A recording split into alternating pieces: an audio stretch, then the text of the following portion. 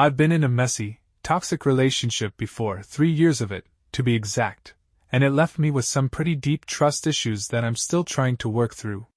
When I started my current relationship, I'd been single for a while and thought I was ready to move forward.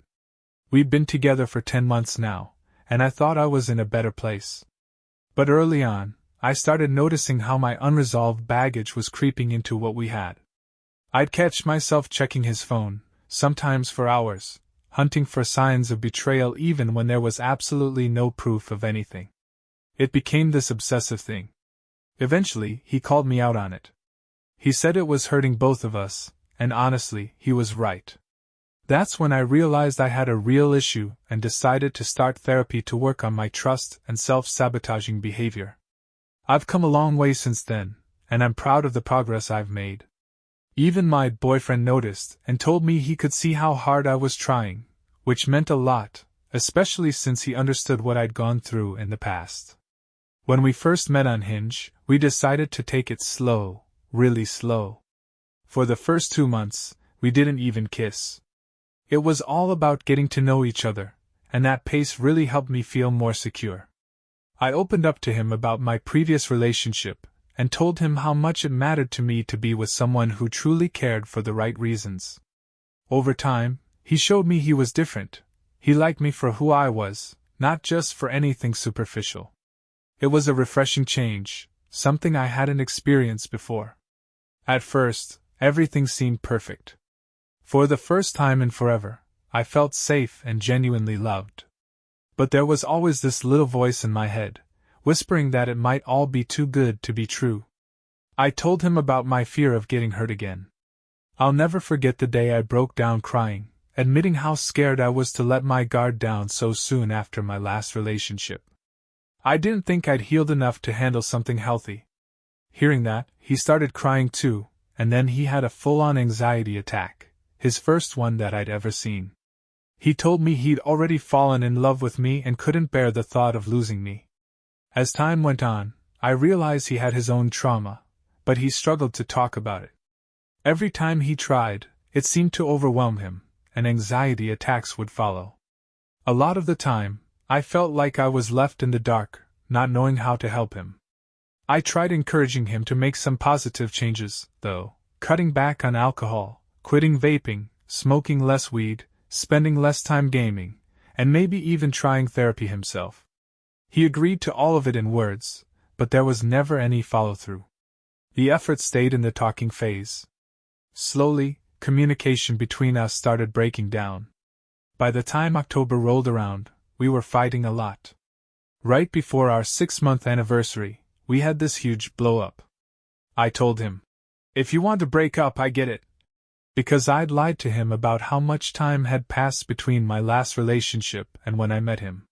Saying that was a mistake. I didn't realize how much it would mess with his head. He cried even harder and said, "That wasn't even on my mind. I've never thought about breaking up. Is that what you want? Is that why you keep saying it?" I didn't know it then, but that fight, mixed with everything else we were struggling with, marked the beginning of the end. Fast forward to 2 weeks ago. We had a string of fights that lasted a few days, and I caved to an old habit. I checked his phone. I'd worked so hard to stop doing that, to trust him, but I gave in. This time, I found something. He'd forgotten to permanently delete some messages from his iMessage trash, and I was able to recover them. That's when I discovered he'd been cheating on me. At first, he denied it when I confronted him. But once I showed him the messages, he admitted it. What I found only covered the most recent time, early January. I pressed him for more details, and he confessed he'd cheated twice, both times with the same woman. She was 16 years older than him and worked in the store next to his job. They'd had sex in her car, parked in the garage of his apartment building. The first time was just a few days after our 6-month anniversary in October, and the second was right after New Year's, even though we'd spent the holidays together with our families. Both times he'd been drinking heavily, which he said started after our big argument in October, the one where I admitted to lying. I noticed he was drinking more and staying up late when I stayed over, but whenever I asked him about it, he brushed it off, telling me not to worry. I guess I should've, considering where it all led. He told me they'd hooked up twice before he ever met me, back when he first moved to the state and started his new job. He claimed he wasn't attracted to her at all, but he was lonely, didn't know anyone, and caved under the pressure of her constant flirting and attention-seeking behavior. She would stop by his work all the time, throwing herself at him, and he gave in. Even after we started dating, and she knew he had a girlfriend, she didn't stop. She didn't care. After months of tension between us, the endless arguments, and his heavy drinking, he said he wasn't strong enough to fight off the bad thoughts. In those weak moments, he gave in to his demons and her advances. He insisted there was no real intimacy between them. Both times they were together, it was quick and impersonal. He made sure not to let her into his apartment like he had before we started dating. Instead, he restricted their hookups to her car, not even his. He said he didn't know why he did it. He claimed he didn't even want to, and both times left him feeling sick to his stomach, literally. He told me he threw up after each time because he was so disgusted by what he'd done. After the second time, he told her it was never going to happen again.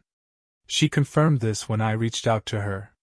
When I asked him if he ever planned on telling me the truth, he said he wasn't sure when or how he would have told me. He admitted that he probably would have needed to see his therapist again to help him figure out how to find the right words. Still, he insisted he would have told me before our 1-year anniversary because the guilt was eating him alive, and he couldn't carry such a heavy lie into another year of our relationship. But honestly, I'm not sure if I believe him. Maybe he truly believes that when he says it to himself, but I just don't know. I can't imagine keeping such a massive secret for so long.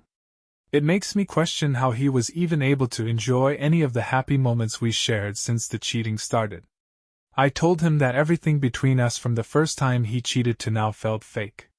It felt like all those months were a lie. What made it even harder was the timing. On January 3rd, I found a stray kitten and decided to keep it. That kitten became our baby. We even started talking seriously about getting an apartment together so we could raise the kitten along with his 2 other cats. But now, I know he cheated on me the night before, on January 2nd. That realization crushed me. The day I found out, what I now call D-Day, he had a full-blown emotional breakdown. He spiraled into an anxiety attack and finally shared some of the deep-seated trauma he'd been holding on to. He told me he had severe abandonment issues that stemmed from his childhood. He'd tried to explain this to me before, but every time, he'd get overwhelmed and couldn't get the words out. He'd start to break down, physically unable to talk about it. Looking back, it explains a lot: why he panicked when I doubted my readiness for a relationship, why he freaked out when I said I'd understand if he wanted to break up. After 10 months together, countless tears, and so many anxiety attacks, he finally let himself be vulnerable with me. It just hurts so much that it took such a massive betrayal for him to open up. His story is heartbreaking. He said he was an unwanted child, brought into this world by accident. Neither of his parents wanted to take care of him, and his family mostly ignored him. His long-term ex before me had cheated on him, and even stole his cat when she left. Both his parents were serial cheaters, so he grew up thinking cheating was normal for the longest time. And everyone he ever loved eventually abandoned him. I get it, trauma can mess with your head. I've struggled with my own mental health, so I know how much it can warp your thoughts. He told me that both times he cheated, it was after his trauma was triggered by our fights and the lack of intimacy between us. It was his way of sabotaging what we had. He swore he'd never cheated before this, and that he always told himself he never would because he knew firsthand the pain it caused. He'd seen it destroy his parents' relationship and had felt that same pain when his ex betrayed him. Like me, he felt our connection was almost too good to be true. He admitted that he was terrified of the heartbreak he might face if he gave the relationship his all, only to be rejected or abandoned. Because of that fear, he said he intentionally held back from being the boyfriend I needed and begged him to be. In his mind, if he only gave minimal effort, it would hurt less if I left him. He was protecting himself by not fully investing in the relationship. He explained that his trauma and childhood experiences convinced him that, after all the arguments we'd been having, his only option was to self-sabotage. He believed that cheating on me, ruining the relationship with his own hands, was better than waiting for me to leave him first. It was like he needed to beat me to the punch to avoid feeling abandoned. I've never been close to anyone with abandonment issues before, so I've started educating myself. I've learned that being in a relationship with someone who has these deep-seated fears can be incredibly challenging. Their brains can twist situations and push them to act in ways that don't make sense to most people, ways that hurt themselves and the people they care about. Self-sabotage seems to be a common thread for people with this kind of trauma.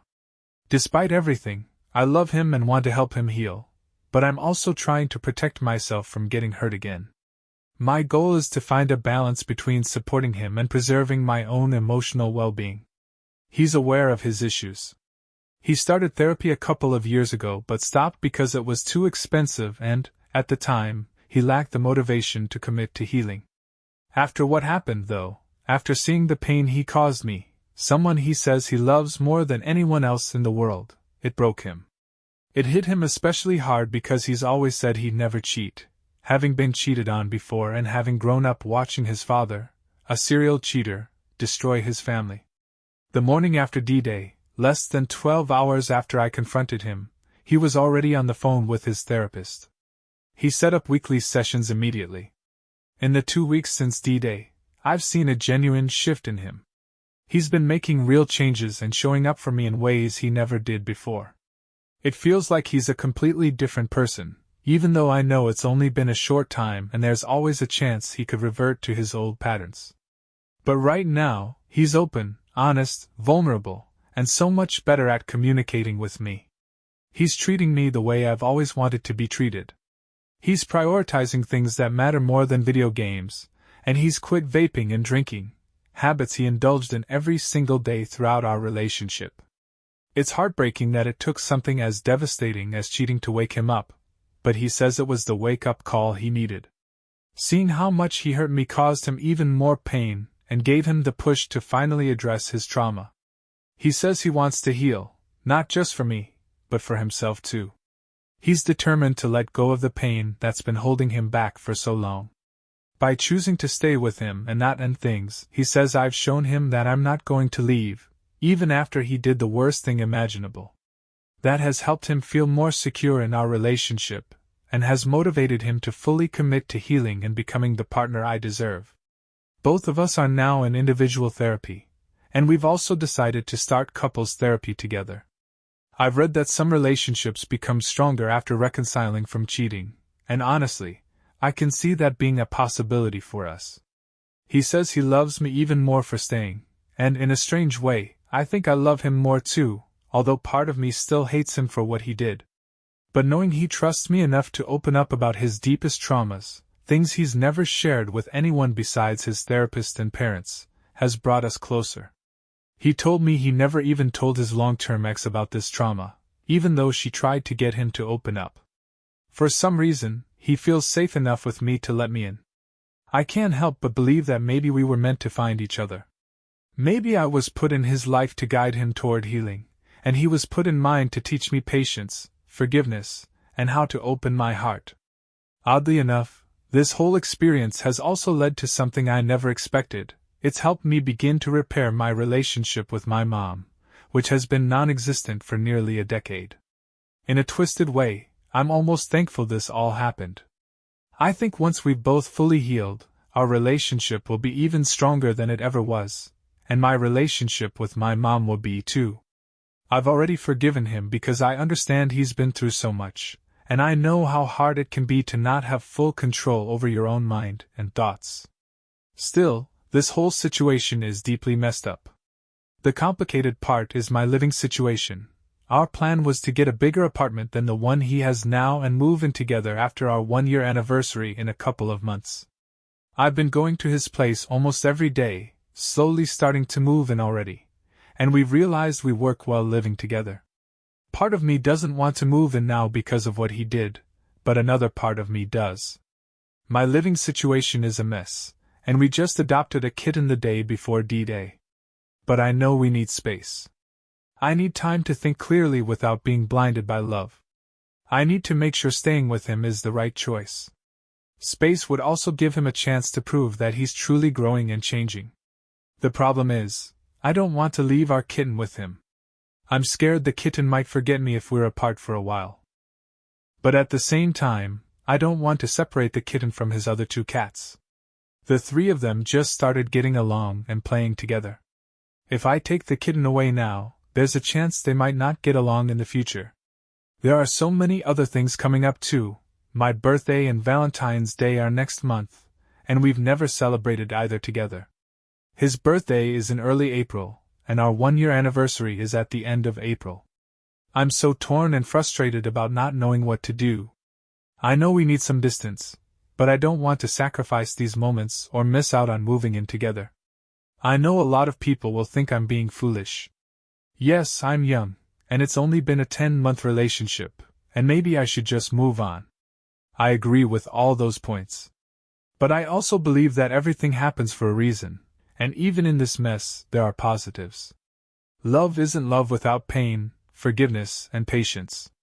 I have a forgiving heart, and as much as he hurt me, I haven't even thought about revenge, not for a second, and I never plan to. If this ever happens again, the best revenge I'll get is leaving him for good.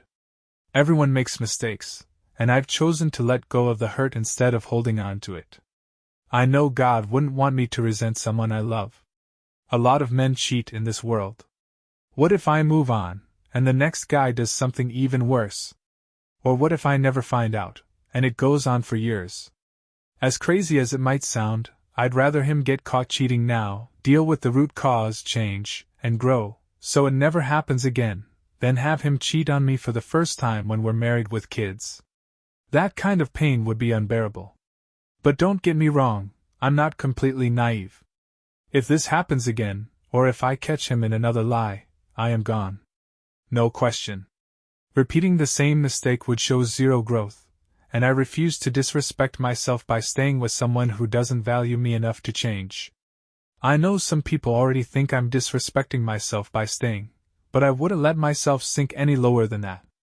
I know there are plenty of other fish in the sea, and I could fall in love again with someone better for me. But I also believe he's genuinely sorry for what he did. I've decided to give him this one chance. If we're meant to be, he'll learn from this, grow, and become the man I deserve. If not, I trust that God will show me. I believe God pushed me to check his phone and uncover this truth, not to tear us apart, but so we could confront the problem and grow from it. If God shows me this kind of behavior again, I'll know it's my sign to leave and move on.